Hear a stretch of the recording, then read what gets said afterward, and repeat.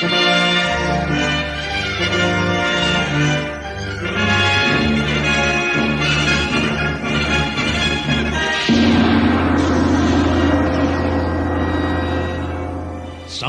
Cerita mempersembahkan Sabda Pandita Ratu.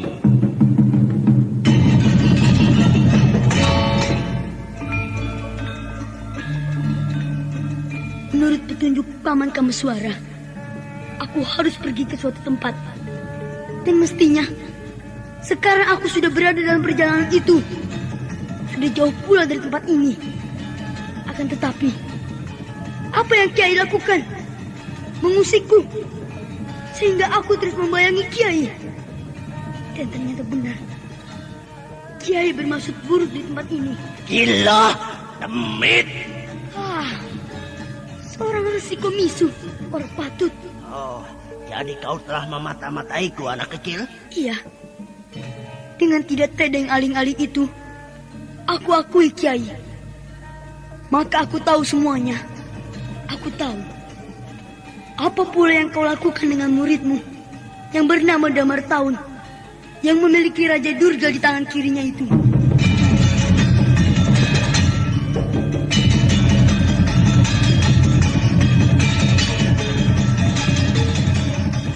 Sabda Pandita Ratu, sebuah kisah penuh dilema, tragedi cinta anak manusia, perebutan tahta, mabuk harta dan duniawi, serta silaunya kehormatan, di mana keangkara murkaan merajalela karena dendam yang membara. Kisah ini berlatar belakang berdirinya Singasari. Ken Arok, dialah pemuda yang merekuk pahit getirnya kehidupan. Namun sebenarnya, dialah yang harus melaksanakan sabda-sabdanya. Perjalanan sengsaranya adalah awal untuk meraih keberhasilan, untuk menuju kejayaannya di saat Singasari berdiri. Apakah cita-citamu itu, Ken Umang? Aku ingin mengubah nasibku. Aku bosan dengan kehidupanku selama ini yang terlunta-lunta, akrab dalam pelukan kemelaratan. Kadangkala aku berangan-angan, aku adalah seorang istri dari Patih. Bahkan lebih gila lagi, aku berangan-angan, andai kata aku adalah seorang permaisuri, maka akan terhapus semua masa silamku. Terhapus lenyap, tidak bersisa semua kenangan buruk yang kumiliki. Itulah cita-citaku, Kakang Ken Arok. Bagaimana dengan kau, Kakang? Aku ingin menjadi seorang raja.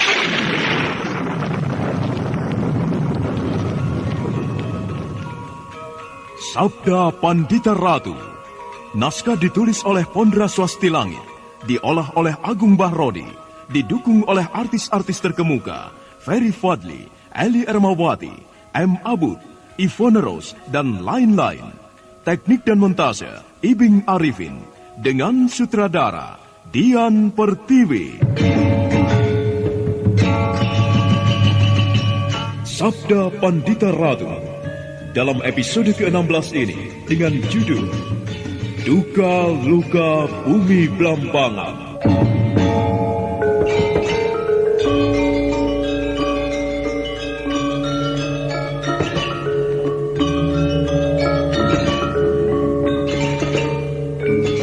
Dalam seri ke-475 ini, dengan para pemain, Iwan Dahlan sebagai Mahesa Branjangan, Naryo sebagai Wasi Bresima, Ajeng Atmakusuma sebagai Rahastri Kandi, Ashari sebagai Panji Garit, Dedi sebagai Bandar Maung, Arya sebagai Resi Bawani, Norman sebagai Badrawati, dan Asdi Suhastra, pengantar cerita.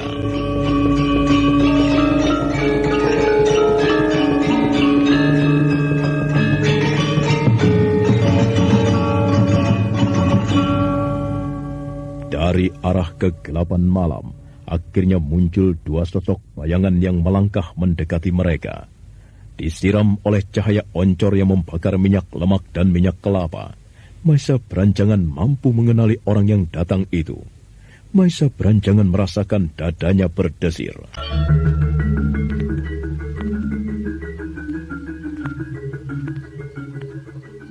Rupanya kau sang resi. Aku yang datang, Kisanak Mahesa Branjangan. Apa keperluanmu datang lagi kemari, Sang Resi? Aku datang lagi bersama seorang kawanku ini. Suruh pemuda adikmu itu keluar. Kami tahu dia berada di dalam sana. Dan kalau dia tidak mau keluar, maka aku akan membakar rumah ini seperti yang pernah dia lakukan padaku. Sayang sekali, Sang Resi. Sebaiknya Sang Resi kembali saja. Kameswara sedang melakukan semedi dan tidak bisa diusir.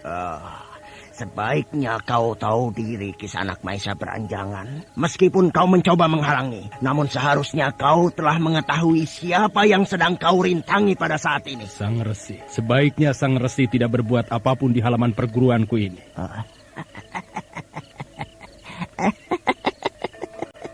Enak sekali kau mengatakan hal itu, Kisanak Maesa Beranjangan. Kau pikir aku bisa menerima perlakuan adikmu itu terhadap muridku Damar Taun?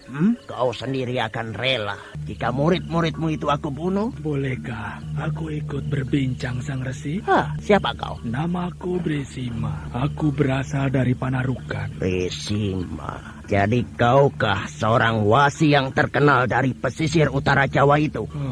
Terima kasih jika Sang Resi memujiku demikian. Aku benar Bresima berasal dari pesisir utara Panarukan. Kenapa kau berada di sini, Wasi Bresima? Pemilik perguruan ini serta pemuda yang kau cari adalah sahabat-sahabatku. Itulah sebabnya saat ini aku tengah berada di sini. Dengan demikian, apakah kau akan melibatkan diri? Sebaiknya kau mengatakan apa keperluanmu kepada anak Mas Kameswara yang pada saat ini belum saatnya wudar dari semadi. Sebaiknya kau tidak perlu ikut campur, Wasibre. Suruh saja keluar pemuda sombong bernama Kameswara itu. Jika ia tidak mau keluar, maka akulah yang akan menyeretnya untuk keluar ke halaman ini. Dan kemudian menjatuhkan hukuman kepadanya dengan membeset kulitnya. Dan kulit itu akan aku jadikan sebuah tambur.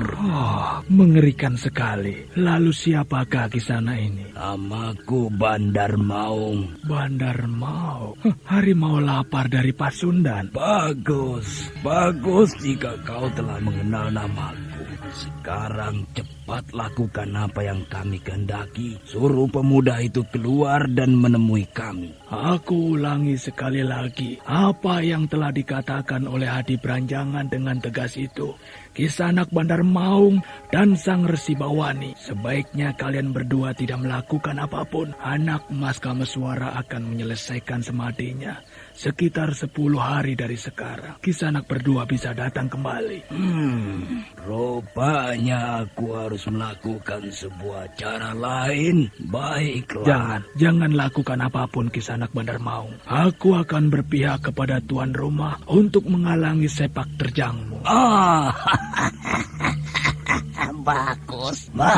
Rupanya kau bermaksud menempatkan diri untuk menghadapi aku. Baik. Mari kita lihat. Benar-benar sepadankah kau hingga berani menempatkan diri menghadapi Bandar Maung dari bumi Pasundan? Sang Wasi Bresima segera melangkah menempatkan diri. Maesa Beranjangan merasa ada yang tidak enak di dalam hatinya. Sebab Wasi Bresima adalah tamunya yang tidak seharusnya ikut memikul bahaya yang sedang dihadapi oleh Palwas Sambu. Sementara itu, Rahastri Kandi yang semula menunggui ibunya telah keluar dan mencabut senjatanya. Sebilah pedang tipis yang panjang. Rahastri Kandi segera menempatkan diri di samping suaminya yang bersiap pula. Dan beberapa siswa perguruan pun telah mengepung arena itu.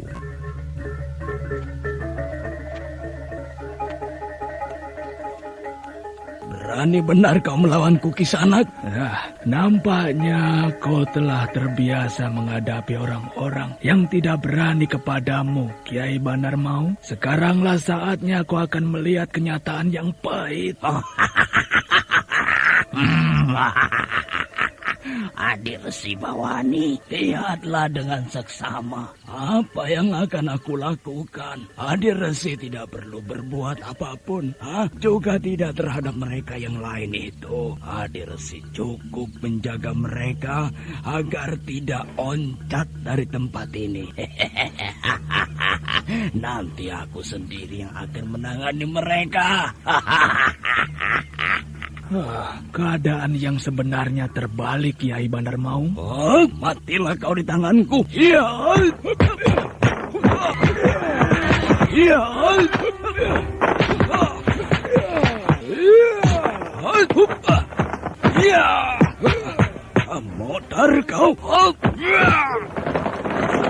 Pertempuran antara Wasi Bresima yang menghadapi Bandar Maung itu kemudian berlangsung seru. Masing-masing saling serang susul-menyusul, bagaikan tiada habis-habisnya. Bandar Maung benar-benar menyimpan kemampuan yang sesuai dengan gelarnya. Bagaikan seekor harimau, dia melabrak sang Wasi Bresima.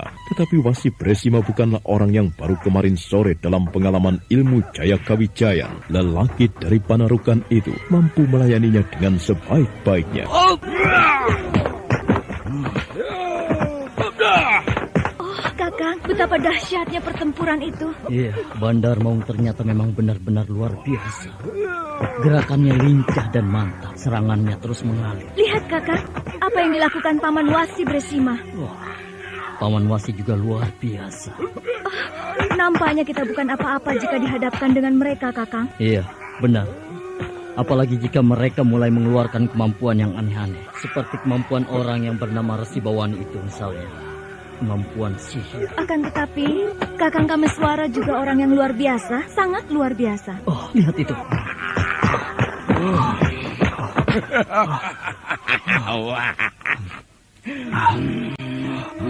Hanya sampai di situ kah tataran kemampuanmu, Kisanak Bresima?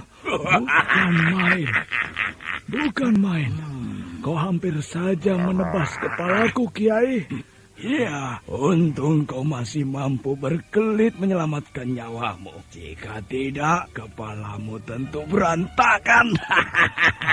Lebih baik menyerah sajalah. Belum, aku belum bermaksud menyerah. Apakah kau bermaksud meningkatkan bobot pertempuran ini, dengan menggunakan ajian misalnya? Dan ketegangan kembali menjalar ketika pertempuran itu berlangsung semakin cepat dan terengginas. Bagaikan menari-nari, menarikan tarian maut. Bayangan Bandar Maung mengelilingi sang Wasi yang semakin terdesak. Maisa Beranjangan segera mempersiapkan diri.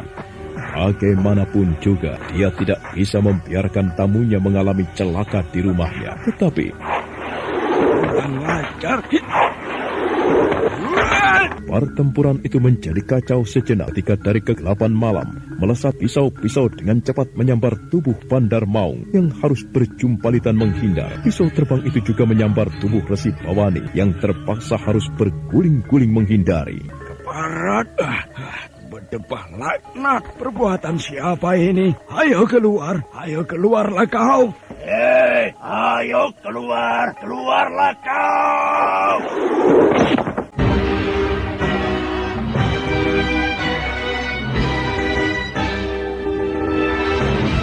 Sabila pisau lagi melesat dengan cepat, lintasan pisau terdengar sangat tegas. Tetapi yang sangat mendebarkan adalah pisau yang menancap pada pohon sawo kecil di halaman rumah perguruan itu merah membara, bagaikan baru saja dibakar. Jilatan api yang menancap pada pohon sawo menyebabkan asap mengepul. Maka sadarlah Resi Bawani atau Bandar Maung, seseorang yang mempunyai kemampuan kanuragan tinggi akan melibatkan diri. Bukan main. Benar-benar sebuah tontonan yang mendebarkan. Pisaumu terbakar membara, Kisanak. Menunjukkan kau memiliki kemampuan yang dahsyat. Tetapi untuk apa kau bersembunyi? Lebih baik keluarlah. Aku berada di sini, Kiai. Gila. Kenapa, Kiai? Anak kecil, kau kayak melakukannya. Melakukan apa, Kiai? Kau yang telah melempar pisau itu kepadaku, Kau yang berbuat. Bukankah sebelumnya Kiai juga melakukannya? Mengapa sekarang Kiai nampak tidak senang? Ketika aku meniru apa yang telah Kiai lakukan, itu tidak adil namanya. Jawab anak kecil. Kau yang melempar pisau dan kau pamerkan kemampuanmu dengan membuat pisau itu membara. Benar? Iya, aku yang melakukannya. Kenapa? Kau tentu berbohong, anak kecil. Terserah. Apa anggapanmu, Kiai? Kau bertanya, aku telah menjawab. Bocah kecil, siapa namamu? Namaku Badrawati. Siapa gurumu? Untuk pertanyaan itu, aku tidak mau menjawab. Kenapa, bocah kecil? Karena aku takut. Jika benar kau yang telah melempar pisau itu, anak kecil, kenapa kau lakukan itu? Karena aku mempunyai ini.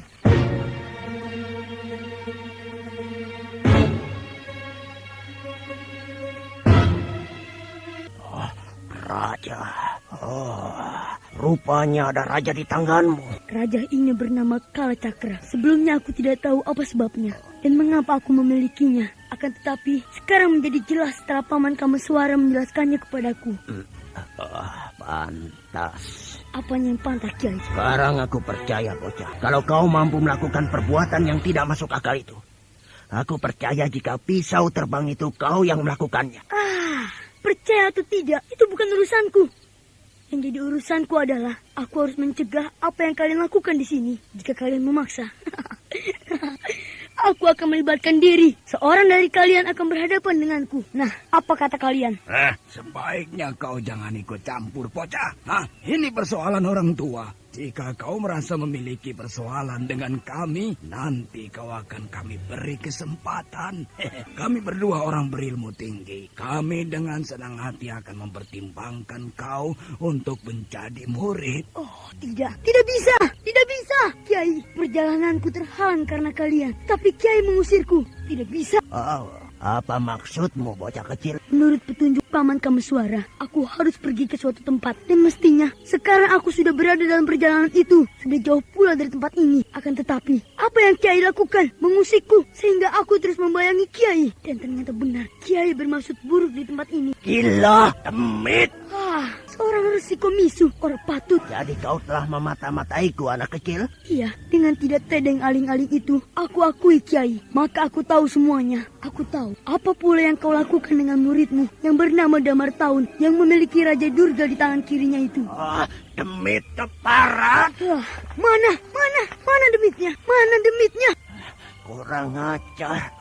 Pergi kau dari tempat ini, bocah tidak tahu diri. Tidak bisa. Tidak bisa sebelum aku yakin bahwa kalian sudah pergi meninggalkan tempat ini. Menarik sekali Adibawani. Anak itu membuatku penasaran. Omongannya bukan lagi omongan bocah, tetapi kecerdasan orang yang sudah dewasa. Bagaimana kalau aku melihatmu mengajarnya? Ya, aku akan mengajarnya. Mulutnya memang terlalu lancang. Dan apa yang telah dilakukannya selama ini membuatku marah. Jadi, apa yang akan Kiai lakukan? Tetap memaksakan diri untuk membuat onar di tempat ini? Iya, muridku telah memiliki sebuah raja berwujud mata di tangan kirinya. Dan karena itu, Kameswara pengecut itu telah berusaha membunuhnya. Sekarang, kau memiliki raja sebaliknya. Maka jangan menyesali kalau aku harus tegel membunuhmu. Boleh, aku tidak berkeberatan.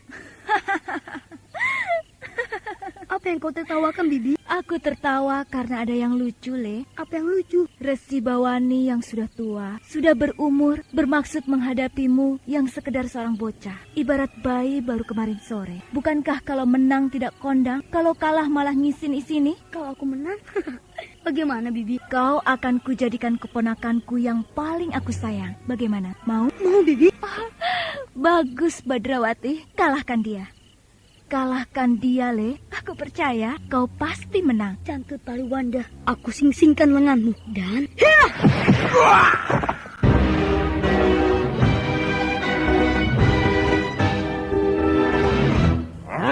Wah, kurang ajar. Demit hele. Maaf, Kiai. Aku hanya bermain-main. Bermain-main endasmu. Nah, Kiai Resi Gadungan, aku sudah siap. Mari kita bertempur. Dan jangan sesali apapun yang akan terjadi. Jangan sesali seandainya Gunung Raung meledak dan kemudian menimpa tubuhmu. Jangan sesali jika terjadi prahara dan kemudian melilitmu, melemparmu ke laut selatan. Jangan menyesal kalau bumi tiba-tiba terbelah dan kemudian menelanmu, membawa menghadap Hyang Antaboga, dan kemudian menjadikanmu hanya seorang pesuruh di sana. Jangan berharap di sana kau bisa jadi resi, apalagi Resi Gadungan seperti itu.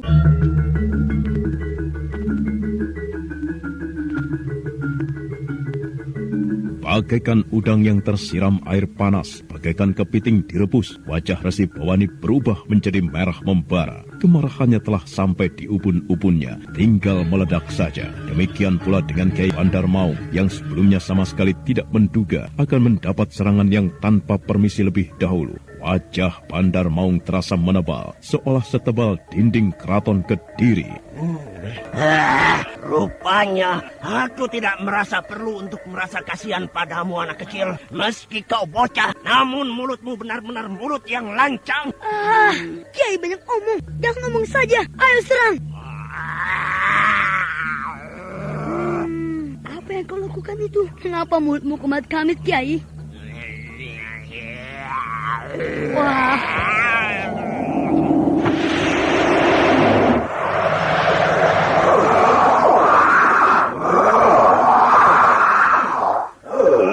Rahastri Kandi benar-benar terperanjat melihat munculnya makhluk aneh mengerikan yang sekarang telah berada di depan Badrawati itu.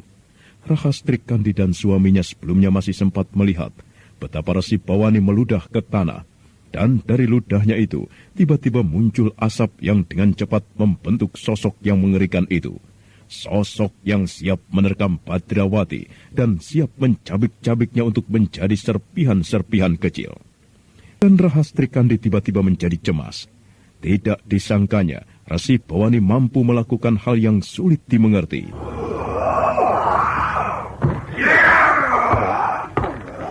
Wah, makhluk apa ini namanya? Mengerikan sekali.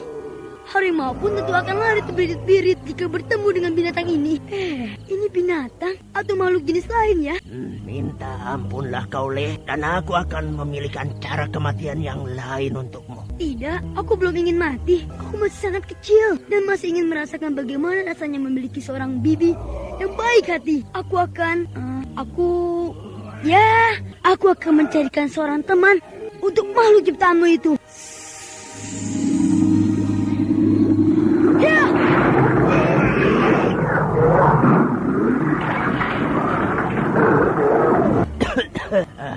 Kurang ajar. Demit laknat kau bocah kecil. Bagaimana Sang Resi? Wajah binatang ciptaanku seperti kau bukan? Aku bunuh kau keparat.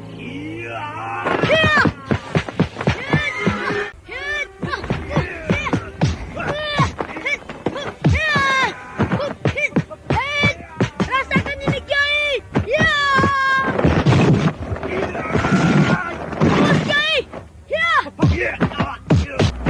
Waktu terus bergerak semakin merambah ke pusat malam. Kedua orang yang berusia jauh berbeda itu saling serang susul menyusul, mengalir tiada henti-hentinya, seolah sebuah prahara sedang terjadi di halaman perguruan Palwasabu.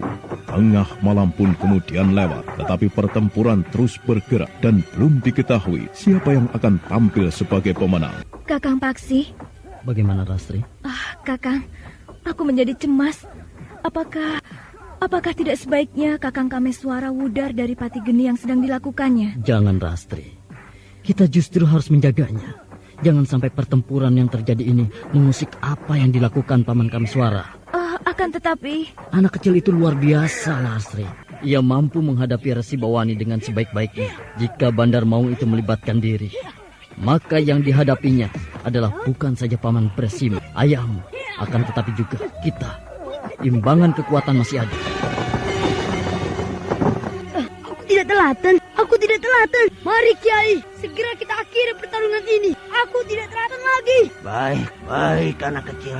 Aku juga sudah tidak sabar lagi. Jangan salahkan aku. Kalau tubuhmu akan lebur tertimpa hajianku.